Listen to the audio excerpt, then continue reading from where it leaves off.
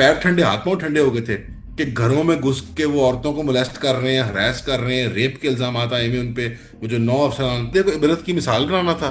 और चूंकि महकमे आउट ऑफ हैंड हुए हुए थे, तो उन्होंने नजर आया कि भाई एक बंदा है, उसकी खूबसूरत सी बीवी है, उसके घर बार है।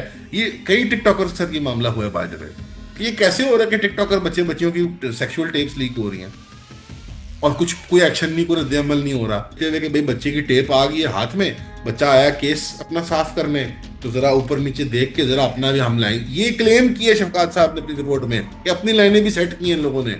मुल्जमान के घर इन्वेस्टिगेशन के चक्कर में उनकी घर वालों को, औरतों को हरास और सेक्सुअली मोलेस्ट किया, और हत्या कि उन्होंने कहा कि एक बड़े सहाफी ने मुझे बताया है, और वो बड़ा सहाफी झूठ नहीं बोलता, बड़ी उम्र दराज कोई लाहौर के सहाफी हैं, आप खुद ही समझ जाएं कि उन्होंने मुझे बताया कि हत्या, इस हद तक कि रेप का इल्जाम आ गया इनके ऊपर कि घर में घुस के इन्होंने सेक्सुअली असॉल्ट कर दिया औरत को। अस्सलाम वालेकुम नाजरीन, आप सियासत डॉट पी के देख रहे हैं। सौराब बरकत आपसे मुखातिब है। नाजरीन, हमारे साथ बहुत ही स्पेशल गेस्ट हैं।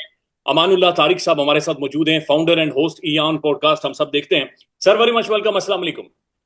वालेकुम रहमतुल्लाह। सराब भाई, थैंक यू सो मच, आपने बुलाया। सर जी, मैंने एक गल समझाओ, ऐसी की तैसी ये लफ्ज बाकायदा से इस्तेमाल हुआ है एक चीफ मिनिस्टर के लिए। ये लफ्ज कितना हसास है, ऐसी की तैसी? सर ये वैसे ही है जैसे पहले एक जमाने में बाकी लोग कहते थे कि रंधा फेरो, चंगा रंधा फेरो बंदे थे। एक एटीट्यूड है हमारी पॉलिटिकल क्लास में कि अपनी ऑपोजिशन के लिए जब वो स्टेट का फेवर लेके आए हुए होते हैं, पाकिस्तानी डीप स्टेट का फेवर लेके आए होते हैं, तो वो ऐसे बात करते हैं जैसे अगले इंसान नहीं है।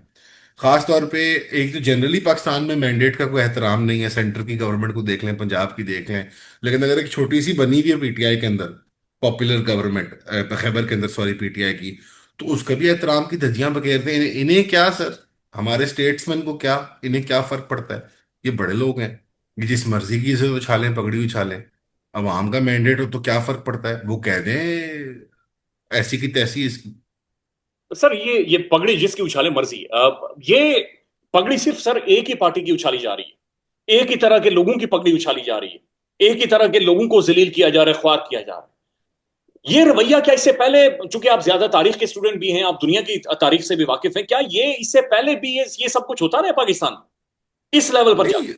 इट्स नॉट दैट ये अनहोनी है, या ये इस या ये नामुमकिनात में से दुनिया की रियासतों के लिए या पाकिस्तान के लिए खसूसी तौर पे, लेकिन जो स्कोप एंड स्केल जिस पे ये चला गया है ना, ये मेरे ख्याल में नायाब और यूनिक है।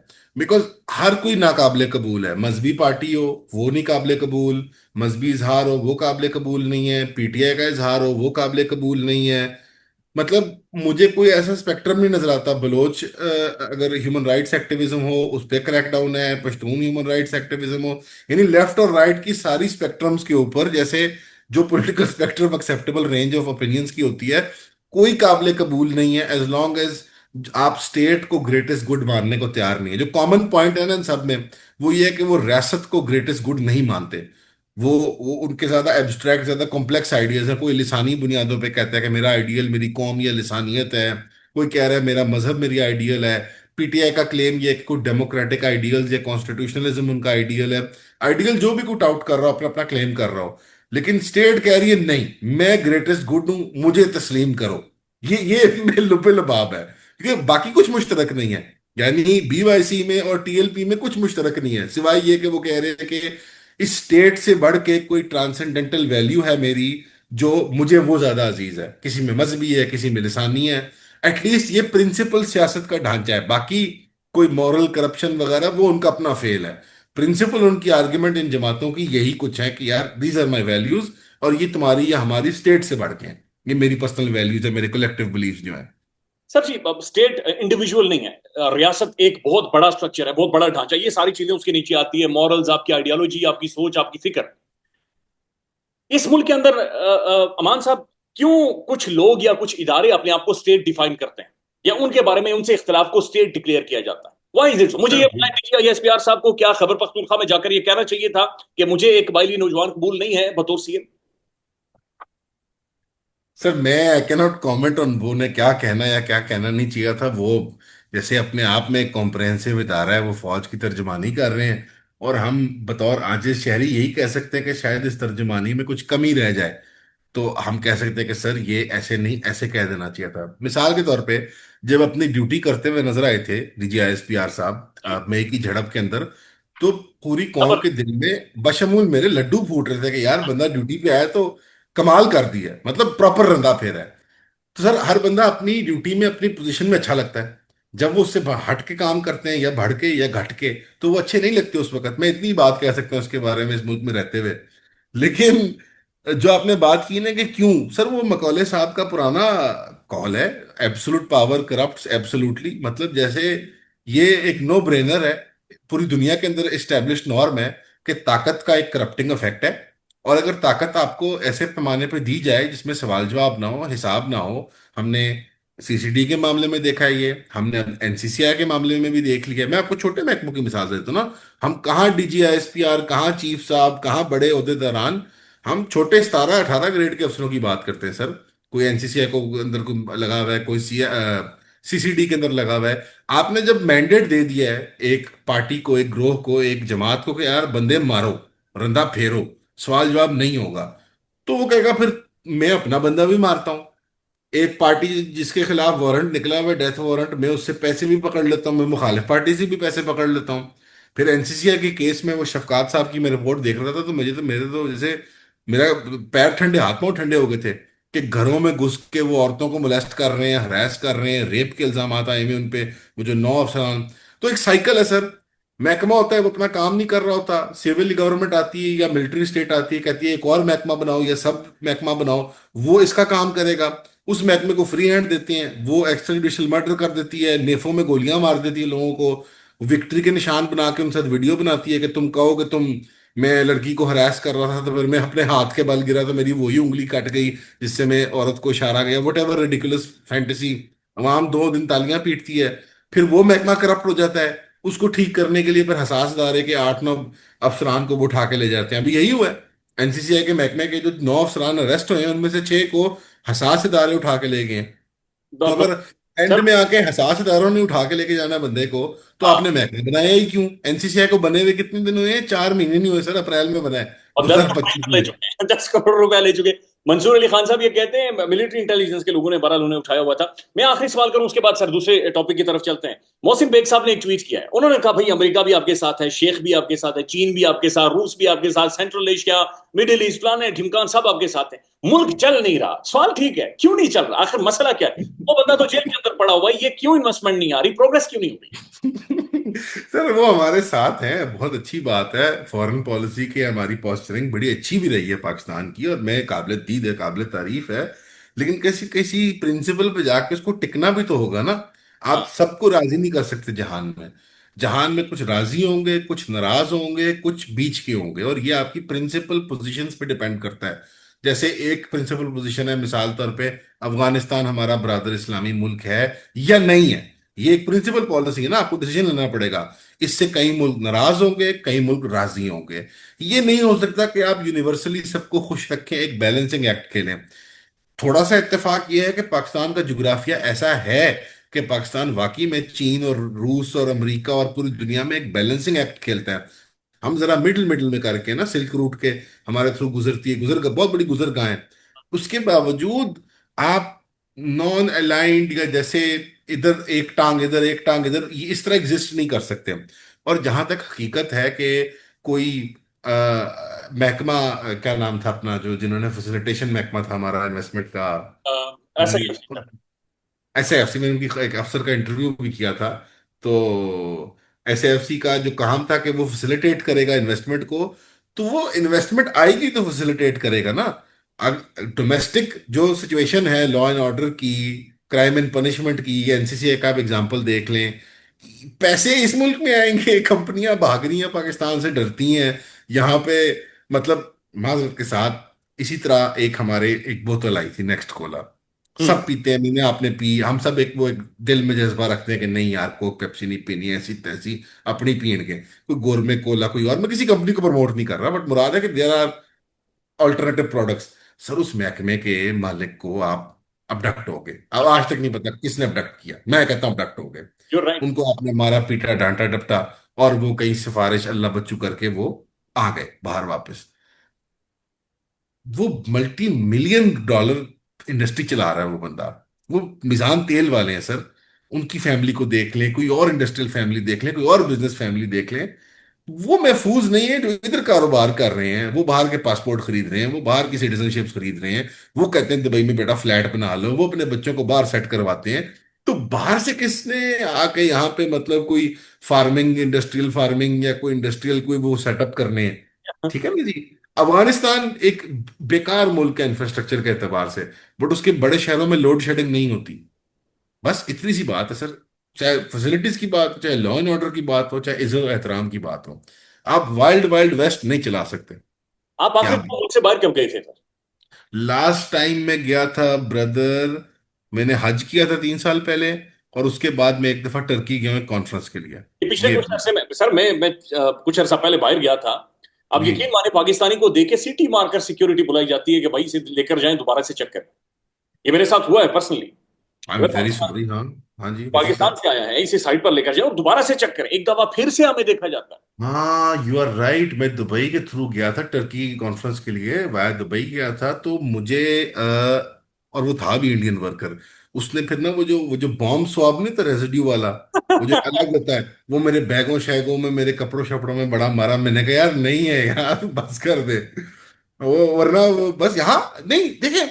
आपने इतनी अच्छी डिप्लोमेसी कर ली है, पासपोर्ट आपका अफगानिस्तान और यमन के साथ आ गया है। Yes yes, you right. Like, अब अच्छा, अगेन थोड़ी सी एप्पल्स एंड ऑरेंजेस वाली बात है, क्योंकि पासपोर्ट का ताल्लुक ये किस किस्म के एक्सपोर्ट भेज रहे हैं हम बाहर।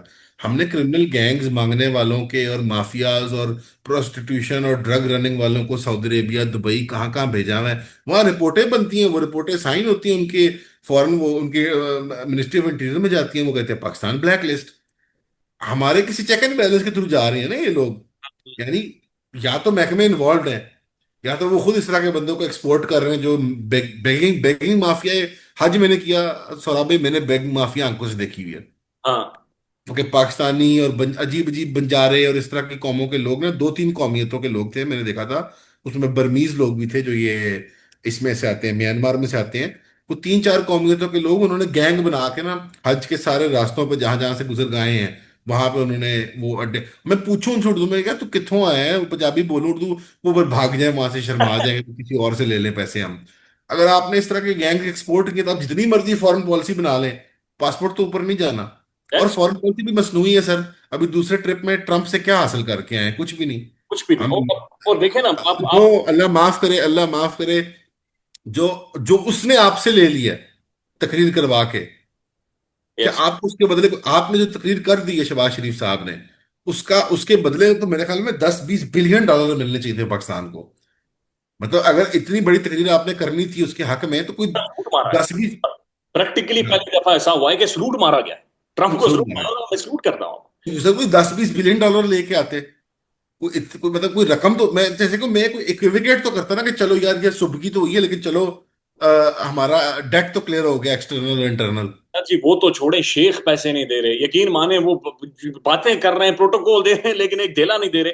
सर मुझे ये समझाएं, ये आज जॉन अकबर की पहले पेज की स्टोरी भी है, ये एनसीसीआई ये और ढकी भाई का मामला क्या, ये इतनी खौफनाक किस्म की रिश्वत इस बंदे से ली गई है। जी, ये ढकी भाई को धरने का और फिर उसके बाद ये जो ऑफिसर्स इस रिश्वत के अंदर शामिल हुए हैं, ये क्या कहानी है सारी? आई मीन सर, आप बेहतर जानते हैं, आप भी करीब है केस के सहावत की दुनिया में है। बट पाकिस्तान में वही बड़ी मछली छोटी मछली वाला हिसाब है। पाकिस्तान में एक्चुअल लॉ एंड ऑर्डर नहीं होती।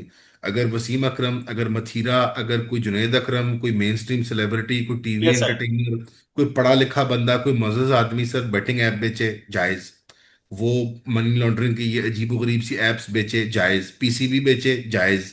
डकी भाई का मसला ये है कि वो मिडिल क्लास है, वो गरीब का बच्चा है, उसकी सोशल क्लास गलत है, वो पेंडू बच्चा है। वो उसने मेहनत करके अपना एक ब्रांड बनाया है। अब मुझे याद है कि ये अफसर मंसूर अली खान के इंटरव्यू में ज्ञान बांट रहा था कि हम्म। ये मेरी कौम के बच्चों को खराब कर रहे हैं, ये मेरी कौम के बच्चों को। अब ये ज्ञान बांटने वालों से पूछो कि जो ये लम्स के बच्चे और मम्मी डैडी बच्चे व्लॉग बनाते हैं, वो क्योंकि सोशली प्रोटेक्टेड क्लास है। एक ये मसला था रकी भाई का, कि वो सोशली अनप्रोटेक्टेड क्लास को बिलोंग करता है, एक प्रोफेसर का मिडिल क्लास बच्चा, जिन्होंने अल्लाह अल्लाह करके कोई अपनी एक प्राइवेट घर बना लिया था। ये उनकी टोटल लाइफ थी। उस बच्चे ने 10-12 साल मेहनत की। सही गलत में डिबेट नहीं कर रहा, इट इज अ, मेरा कंटेंट नहीं है, मैं नहीं कंज्यूम करता, इट्स नॉट फॉर मी, मुझे स्टूपिड लगता है। बट मैं जज नहीं करूंगा, मैं बस कहूंगा कि एक बच्चे ने मेहनत की, अपना ब्रांड बनाया और अपने 2 पैसे कमाने लग गया। उसने कोई ऐसा प्रोडक्ट नहीं बेचा जो पाकिस्तान में नहीं बिकता। ठीक ये है। फेलियर है महकमे का, ये फेलियर है एडवर्टाइजिंग एजेंसीज का, ये फेलियर है पेमरा का, सेंसरशिप बोर्ड का, जो जिस महकमे पे आप डालना चाहें। ये डकी भाई का फेलियर नहीं है। इखलाकी फेलियर हो सकता है, कानूनी नहीं है। इखलाकी तौर पे तो बहुत पस्त चीजें करता है वो अपने अल्लाह, वो अल्लाह को जवाब देगा क़यामत के दिन, वो गुनाह की चीज करता है, भले की चीज करता है। लेकिन दुनिया में आप कानून को जवाब दें, है ना। तो कानून by defined by the state of Pakistan में तो हर जगह बिलबोर्ड लगे हुए हैं। हर जगह बीजे स्पोर्ट्स की मिसाल ले ले, BJ sports is betting app. Wasim Akram साहब की शर्टों पे और वो बिलबोर्डों पे लगा हुआ है। वसीम अकरम यार नेशनल आइकॉन है। उनको कोई नहीं है महकमे में बताने वाला कि वसीम साहब ये बैटिंग ऐप है, बैंड है, लाओ ए ना पाओ। मोहसिन नकवी साहब इतने इंटरनेशनल आदमी है, बाहर काम किया है एजेंसियों में न्यूज की, पाकिस्तान में इतना बड़ा इदारा चलाते हैं। अब वो मिनिस्ट्री ऑफ इंटीरियर है, पीसीबी चला रहे हैं, उनको नहीं पता ये बैटिंग ऐप्स हैं। सो डकी में का केस यही है कि एक बंदे को इबरत की मिसाल बनाना था, और चूंकि महकमे आउट ऑफ हैंड हुए हुए थे, तो उन्होंने नजर आया कि भाई एक बंदा है, उसकी खूबसूरत सी बीवी है, उसके घर बार है। ये कई टिकटॉकर के साथ ये मामला हुआ है बाय द वे। उस केस में अगर आप शफकात साहब की रिपोर्ट सुने, हालांकि आमतौर पर शफकात साहब की रिपोर्टों से मैं कोई सहमत नहीं हूं, लेकिन चलो उन्होंने अब बोल दिया तो मैं अब उनके बिहाफ पर रिपीट कर सकता हूँ। वरना ये बातें मैं साल डेढ़ से सोच रहा था, हमारे दफ्तर में डिस्कस होती थी कि ये कैसे हो रहा है कि टिकटॉकर बच्चे बच्चियों की सेक्सुअल टेप्स लीक हो रही हैं, और कुछ कोई एक्शन नहीं, कोई रद्द-ए-अमल नहीं हो रहा। इट्स क्वाइट क्लियर कि महकमा इन बच्चों को एक्सप्लॉइट कर रहा है। It was quite clear then, it is quite clear now कि बच्चे हैं, वर्नेबल हैं, सोशल ताल्लुकात कोई नहीं है, समझ बूझ कोई नहीं होती है, 25-26 साल के होते हैं, मैक्सिमम 30 साल के मिलियनर बन चुके हुए होते हैं, और अब समझ नहीं आ रहे थे पैसे खर्च करने कहाँ पे हैं। इर्द गिर्द इनके क्रिमिनल एलिमेंट इकट्ठा हो जाता है, अजीबोगरीब लोग, क्योंकि ये इन ऐप्स के अंदर मनी लॉन्ड्रिंग का आंसर भी है, तो इनके इर्द गिर्द अजीब लोग भी इकट्ठे हो जाते हैं। आपको उससे लंबी तफसीली स्टोरी है, असद ने वो की हुई है चैनल पे, आप उधर ठीक रुजू है, कर सुनिए सकते हैं। सारी सुनिए। हाँ, जी। नहीं, तो मुझे थोड़ा सा इसको इसको जी। खोले, इसको खोले। मैं समझना चाह रहा हूँ, ये बहुत एक डिफरेंट एक ओपिनियन है जो आप लेकर आ। आप ये कह रहे हैं कि इन बच्चों की जो सेक्स टेप्स वगैरह लीक हो रही थी, जो इस तरह की बहाना वीडियोस लीक हो रही थी, ये तो जी। उन्होंने उसमें शफकात साहब ने रिपोर्ट में बताया है कि वेन दोस्त जब वो बच्चे जाते थे अपनी सफाई के लिए, खलासी के लिए, एक है मुलजिम, मुलजिम को एक्सप्लॉइट करना, डकी भाई का केस हो गया। एक है विक्टिम का केस, जो बच्चे खुद जाते थे। उन्होंने नाम भी लिया मिनाइल मलिक, एक टिकटॉकर का। हाँ, उनकी गालबन साल डेढ़ पहले कोई सेक्स टेप का मामला हुआ था। तो जब ये बच्चे गए अपने केसेस के लिए, तो वहां पे भी हरासमेंट क्लेम किए शफकात साहब ने, कि वो देखते हुए कि भाई ये कोई बदचलन लड़की, अल्लाह माफ करे कौन बदचलन कौन क्या, बट ये देखते हुए कि भाई बच्चे की टेप आ गई है हाथ में, बच्चा आया केस अपना साफ करने, तो जरा ऊपर नीचे देख के जरा अपना भी हम लाएं, ये क्लेम किए शफकात साहब ने अपनी रिपोर्ट में, कि अपनी लाइनें भी सेट की हैं इन लोगों ने। मुल्जमान के घर इन्वेस्टिगेशन के चक्कर में उनकी घर वालों को, औरतों को हरास और सेक्सुअली मोलेस्ट किया, और हत्या कि उन्होंने कहा कि एक बड़े सहाफी ने मुझे बताया है, और वो बड़ा सहाफी झूठ नहीं बोलता, बड़ी उम्र दराज की लाहौर के सहाफी हैं, आप खुद ही समझ जाएं, कि उन्होंने मुझे बताया कि हत्या, इस हद तक के कि रेप का इल्जाम आ गया इनके ऊपर, कि घर में घुस के इन्होंने सेक्सुअली असॉल्ट कर दिया औरत को, मुल्जमान के घरों में से। तो मैं मिक्सअप तो कर रहा हूँ सारी बातों को, बट एक वास्ट अरे है। बट आप अगर स्पेसिफिकली इसकी बात करें ना, कि जो लोग रिपोर्ट लेके गए हैं सेक्सुअल लीक्स की, कि मेरी टेप लीक हुई है, तो उनके साथ लाइनें सेट करने की कोशिश की, उनको हरास किया। That's the simple short and long off it, long and short of it. खौफनाक, ये खौफनाक है जो आपने। अच्छा, ये बताएं कि ये जो एनसीसीआई के लोग हैं, इन्हें उठाया क्यों गया? यानी अभी अभी भी तो इनकी गिरफ्तारी डाली गई, उठाने का क्या मकसद था? और ये जो रिश्वत क्लेम की जा रही है सर, ये ऑलमोस्ट 10 करोड़ रुपए बन रही है, तो ये किधर गए पैसे? सर अल्लाह जाने, अभी तक क्लेम्ड ये है कि रिसीव उन्होंने कोई 5-6 मिलियन किए में, और कोई 3,70,80,000 डॉलर जो है वो अकाउंट से निकाल लिए थे इसके फाइनेंस के। बाकी रिश्वतें डिमांडेड थी, अभी रिसीव नहीं थी, बट आपकी एस्टिमेशन रफली ठीक है। आई थिंक एक मेरा एक्चुअल ख्याल है जो मैं ऑफ कैमरा इजहार करना चाहूंगा, और एक एक ख्याल है जो मैं कैमरे की लेंस में कह भी सकता हूँ। बट हुआ ये है कि पाकिस्तान में हमेशा की तरह के अगेन महकमा बनाया जाता है एक महकमे का काम करने के लिए, जब वो महकमा डिसफंक्शनल हो जाता है, तो फिर हसास इदारा आके अंदर मामले को साफ करता है। वेदर नॉट ये पॉलिटिकल एक्सपीडियंस की खातिर हो रहा है, या कोई सिफारिश लग गई है डकी भाई वालों की, या कोई रसाई उनकी पहुंच गई है, या वाकई में इतना अग्रीजियस केस हो गया था कि किसी ने लीक करके बता दिया, या हसास इदारों की नजरों में आ गया कि भाई ये क्या तमाशा हो रहा है यहाँ पे, फॉर वन रीजन और अनदर, हमारे एक्सटर्नली मिलिट्री, हमारे स्टेट के महकमों को आके ये सफाई करनी पड़ी है। ये मेरा ये एक असेसमेंट है। इधर तक ही रोकते हैं सर। ठीक है। अच्छा, मैं आखिरी आखिरी 5 मिनट आपके लूंगा। अब मुझे सर, आप लोगों ने इसके ऊपर वीडियोस भी किए अपने प्लेटफॉर्म पे। मुझे जी ये जी। समझा है, पाकिस्तान के अंदर मौलवियों के खिलाफ क्रैकडाउन होता है, मुरीद जी के सर। अंदर अभी तक उसकी क्लैरिटी नहीं है। मौलवी मारे गए सर, तबाही उनके निकाल दी गई, वो सोशल मीडिया पर ट्वीट करते हुए डरते हैं। एक खास सेगमेंट ऑफ सोसाइटी पाकिस्तान के अंदर खड़ा होता है, वो जर्नलिस्ट भी हैं, यूट्यूबर्स भी हैं, साफी भी हैं, लिखते भी हैं, अंग्रेजी तो लाल, मुझे गूगल करना पड़ता है उनकी अंग्रेजी को। जी जी अच्छा, वाह। वो खड़े हो जाते हैं सर, वो महसूस ये करवाते हैं कि मौलवियों के अंदर रूह थी ही नहीं, ये रोबोट थे, मार दिए, फाड़ दिए, आपने ठीक कर दिया। जी जी। और फिर वो ये कह रहे हैं कि अफगानिस्तान के अंदर जो तालिबान गवर्नमेंट है, चढ़ दौड़ो, इन्हें उधेड़ कर दो, क्योंकि ये मौलवी है। ये जी सर जी। कौन लोग हैं? ये लोग तो हम जानते हैं कौन है, लेकिन ये ये वो लोग हैं जिनको इमरान खान साहब ने कहा था बेवकूफ तरीन तबका, ये कुछ कहा था लिबरल तबके को, क्या कहा था पाकिस्तान के। बट या ये मुझे याद नहीं आ रहा, बट वो पाकिस्तान में ना एक खूनी लिबरल वाला जो कॉन्सेप्ट है ना, जो मुशर्रफ दौर में जो अरूज पाए थे, हाँ इनके यहाँ जैसे एक पर्टिकुलर सोशल विजन है पाकिस्तान का, वो बाय हुक और बाय क्रुक अचीव होना चाहिए। इनके यहाँ स्टेट एब्सोलूट है, उसके सामने कोई भी सियासी मजहबी लिसानी कौमी इजहार जो है वो नाजायज है, अगर वो स्टेट के उस धायरे के अंदर नहीं है, उसके अंदर नहीं है। यानी इंसानी इजहार का एपेक्स इनके लिए रियासत है। ये ऑब्सेस्ड है रियासत के साथ, क्योंकि इनकी एक सर्टन विजन है अपनी पर्सनल लाइफ की जो ये कंडक्ट करते हैं, उसमें जो वाइसेस हैं, उसमें बदकारियां, मैं जिक्र नहीं करना चाहता, मेरा मसला उनके साथ जाती नहीं है। एक इनके अपने पर्सनल कॉन्डक्ट और लाइफस्टाइल के इश्यूज होते हैं, जो ये फिर बाकी दुनिया पे प्रोजेक्ट करते हैं कि चूंकि मैं ऐसे हूं, अब तुम मेरे ताबेदार बन के रहो। दूसरा, इनके अंदर ताकत की ऐसी एक भूख और हवस है कि जिसका नेबल बदल नहीं है। अब वो उन्होंने चख ली हुई है, अब डिफेंस क्लब में बैठ के या किसी जिमखाने में बैठ के जब आपने एक दफा चाय चुसक लिया, तो उसके बाद आपका दिल करता है कभी इस जिमखाने के बाहर मुझे ना निकाला जाए। हकीकत ये है साइकी की। और दूसरी बात यह है कि मौलवी अदर है। मौलवी अदर है बिकॉज पाकिस्तान डिफेंस के अंदर है, मॉडल टाउन के अंदर है, पाकिस्तान जो है वो कराची क्लिफ्टन के अंदर है, वो इस्लामाबाद ब्लू एरिया के अंदर है। उसके बाद दरिंदे रहते हैं, हर हाँ। कौम के, हर नस्ल के। अब देखे ना वो रंग बिरंगी, क्या वो सौंफ सुपारी जैसी शीशियों वाले इत्र लगाते हैं, वो क्या स्मेल्स हैं, इनकी दाढ़ियां घुंघराली हैं, इनकी आंखों में सुरमे है। यानी ये देखने में भी एलियन है, इनके एस्थेटिक्स भी अलग हैं, इनकी नजरियात भी। वो भी बात होती है कि जब स्वाद की बात होती है कि यार वहां पे वो कहते हैं कोड़े मारो, वहां पे वो कहते हैं औरतों को बुर्का पहनाओ, तो वो पाकिस्तानी होना बंद कर देते हैं। यही एक अजीब सी बात है ना कि नहीं अब वो पाकिस्तानी नहीं है। यार this is what we have inherited. हमने एक बहुत बड़ी टेरिटरी इनहेरिट की जिसके अंदर हर किस्म के लोग हैं। जब बलूचिस्तान के अंदर वो लोग कहते हैं कि आग के ऊपर भाग के जाओ, जी अपनी अदालत में सफाई, वो पाकिस्तानी होना बंद कर देते हैं। आप कहें अमल बुरा है, मैं खिलाफ हूं, मैं इसको खत्म करना चाहता हूं, मैं इनको समझाऊंगा, मैं मनाऊंगा, मैं कानून का रास्ता इख्तियार करूंगा, उनकी इंसानियत या उनकी पाकिस्तानियत कब खोती है? यार हम सब सेम नहीं हैं, हम सब डिफरेंट हैं, हर सूबे में, हर इलाके में, हर कौम में, मजहबी इजहार में। अभी तो बरेलवियों की बात हो रही है, जी बल्कि वो मेरा दोस्त एक लतीफा करता होता है कि बल्कि वो मैं नहीं करता, वो गैर मुनासिब है। बट बरेलवियों की बात हो रही है अभी। अब इनको कन्फ्लेट कर देंगे देवबंदियों के साथ, देवबंदियों को कन्फ्लेट कर देंगे अहले हदीसों के साथ, और उनको कर देंगे वो किसी और के साथ। तो ये सब डिफरेंट ग्रोह हैं, सबके डिफरेंट नजरियात हैं मुसलमान, लेकिन नजरियात तो डिफरेंट हो सकते हैं। नहीं, इख्तलाफ असली में बहुत लिथार्जिक थिंकिंग का शिकार है हमारा लिबरल, लिथार्जिक लेजी थिंकिंग का। सबको क्लम्प कर दो, ये सारे मौलवी ने दाड़ियां ले, सारे ने पांदे, सारे ने भूंदे हो। अब मैं कई जगह एनालॉजी देख रहा था कि टीएलपी और टीटीपी, भाई वो लिटरली एलियन चीजें हैं एक दूसरे को। ए बम बरूद वाले ने ते ए दम दरूद वाले ने, लाइक ये बिल्कुल एलियन चीजें हैं, उनको कन्फ्लेट कर रहे हैं।